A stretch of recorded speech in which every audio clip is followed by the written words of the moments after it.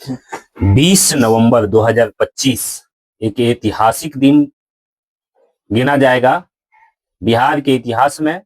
और 20 नवंबर 2025 के दिन 10वीं बार जिस तरीके से मुख्यमंत्री नीतीश कुमार जी ने शपथ लिया है, उसकी चर्चा जल्द ही जबरदस्त जो है वो होने के लिए जा रही है। आपको बता दें, इस वीडियो के माध्यम से जो मैं आपको जानकारी देने के लिए जा रहा हूं कि आप सभी ने देखा होगा कि कल 20 नवंबर को शपथ ग्रहण समारोह हुआ और मंत्रियों की भी जो है शपथ हो चुकी है। तो बिहार का जो मुख्यमंत्री जी हैं नीतीश जी, उनकी पूरी टीम तैयार हो गई। लेकिन एक बात पे आप लोग गौर नहीं किए होंगे या किए होंगे कि बड़ी बात क्या है कि जिस एनडीए वालों ने, एनडीए का मतलब है कि उसमें तमाम जो घटक दल है एनडीए के, चाहे वो चिराग की पार्टी हो, चाहे वो रालोसपा हो, या फिर नीतीश जी की पार्टी हो, भाजपा की पार्टी हो, तमाम तमाम जो घटक दल है एनडीए में, वो लगातार महागठबंधन के ऊपर और खास करके लालू परिवार के ऊपर काफी हमलावर थे, हमलावर दिखते हैं। और इन लोगों का जो है हमला करने का कारण जो है वो होता है जंगल राज और लालू परिवार। तो लालू परिवार जो है, लालू परिवार से बताया जाता है कि सिर्फ और सिर्फ लालू परिवार ही पूरा बिहार को चलाने की बात करता है। लालू परिवार का ही, लालू जी का बेटा ही या उनके परिवार के अन्य सदस्य ही बिहार के मुख्यमंत्री हो सकते हैं, मुख्यमंत्री पद के दावेदार हो सकते हैं। जैसा कि इस बार भी महागठबंधन में पहले ये तय हुआ कि मुख्यमंत्री कौन होगा, तो लालू जी का बेटा होगा मुख्यमंत्री, अगले मुख्यमंत्री 2025 20 में भी, 2020 में भी मुख्यमंत्री पद के दावेदार थे, 2025 में भी। तो अब आप ये बताइए कि लालू परिवार का, लालू यादव का जो बेटा जी है तेजस्वी यादव, तेजस्वी यादव ने भले ही लालू यादव के नाम पे ही संघर्ष किया हो, लेकिन संघर्ष तो किया है। लेकिन एनडीए वाले से एक सवाल है कि आप ये बताइए कि उपेंद्र कुशवाहा के बेटा को जो आपने मंत्री बना दिया, उपेंद्र कुशवाहा का बेटा दीपक प्रकाश जो अमेरिका में पढ़ाई कर रहा था, वो 20 तारीख को अमेरिका से डायरेक्ट पटना पहुंचते हैं और पटना के गांधी मैदान में जो मंच सजी हुई है उस पर पहुंचते हैं और तुरंत उनको मंत्री बना दिया जाता है। आखिर एनडीए वालों ने उनमें क्या ऐसी क्वालिटी देख ली, क्या ऐसी क्वांटिटी देख ली जिसकी वजह से दीपक प्रकाश को मंत्री बना दिया गया।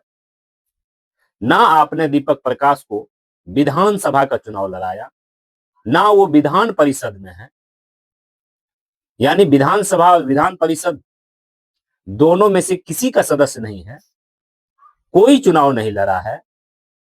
लेकिन आपने उस दीपक प्रकाश को किस हैसियत से आपने मंत्री बनाया और आप किस हैसियत से आप ये कहते हैं कि महागठबंधन में जो है सिर्फ और सिर्फ परिवारवाद है।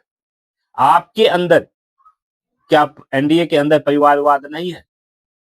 क्या चिराग पासवान अपने जीजाजी को सांसद नहीं बनाया? अपने परिवार में क्या उसने टिकट नहीं दिया? सम्राट चौधरी जी को देख लीजिए, अशोक चौधरी जी को देख लीजिए, शांभवी चौधरी कैसे सांसद बनी पिछली बार? पिताजी किस पार्टी में थे और बेटी को किस पार्टी से जो है टिकट दिलाया गया और कैसे सांसद बने? तो आप कह सकते हैं अमित शाह जी, अमित शाह के बेटे कैसे बीसीसीआई के अध्यक्ष बन गए? क्या और कोई खिलाड़ी नहीं था? अमित शाह का बेटा जय शाह कितने दिन जो है वो क्रिकेट को उन्होंने जाना है, कितने दिन उन्होंने क्रिकेट को खेला है, देखा है?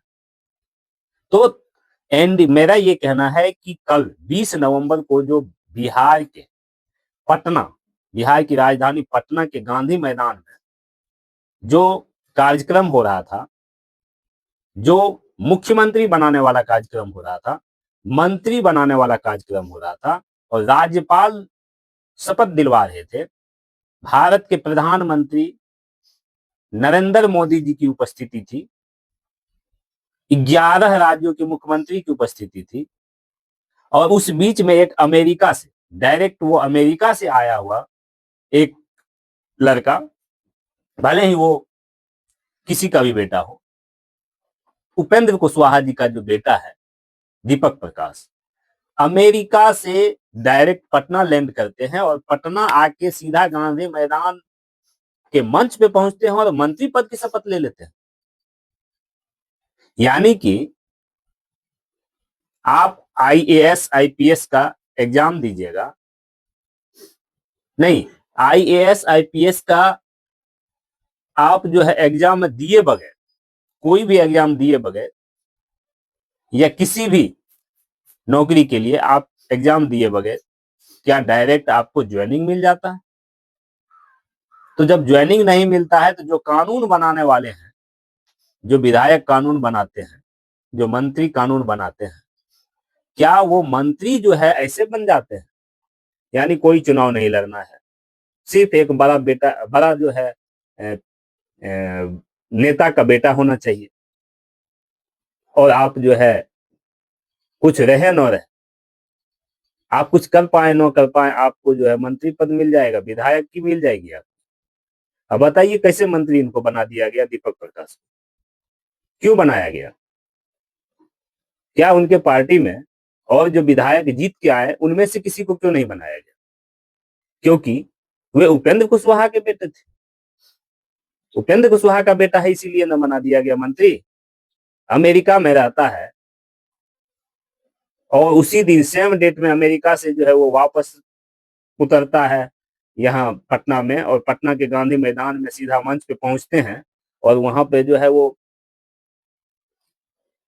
पटना मंच पे, गांधी मैदान के जो मंच है, जहां तमाम दिग्गज नेता जो है उस मंच पे बैठे हुए हैं उस कार्यक्रम में 20 नवंबर को, और वहां पे सीधा मंत्री पद का शपथ उनको मिल जाता है, दिला दिया जाता है। कहां तक ये सही है? और कैसे धिक्कार है एनडीए वालों, कैसे आप जो है महागठबंधन के ऊपर आरोप लगाते हैं कि महागठबंधन सिर्फ और सिर्फ परिवारवाद की पार्टी है, सिर्फ वो महागठबंधन के जो बड़े नेता हैं वो सिर्फ और सिर्फ अपने बेटे को, अपने बेटियों को, अपने बहू को, इन लोगों को ही जो है टिकट देती है, इन लोगों को ही बड़े पद को जो है सुशोभित करती है। लेकिन एनडीए वाले कौन सा दूध का धुला है? आप बताइए। अमेरिका से दीपक प्रकाश को बुलाते हैं आप लोग, दीपक प्रकाश डायरेक्ट मंच पे आते हैं और सीधे मंत्री बन जाते हैं, ये कहां तक सही है? कैसे ये हो गया? आप सबसे बड़ी, अब जो है आप पे आरोप लग रहा है एनडीए वालों कि सबसे बड़ी अगर परिवारवाद वाली पार्टी कोई है तो वह एनडीए में ही सबसे ज्यादा परिवारवाद वाला लोग है। आप महागठबंधन पे सिर्फ आरोप लगाते हैं, अपने गिरेबान में झांक के क्यों नहीं देखते, सिर्फ दूसरों पे आरोप लगाते हैं।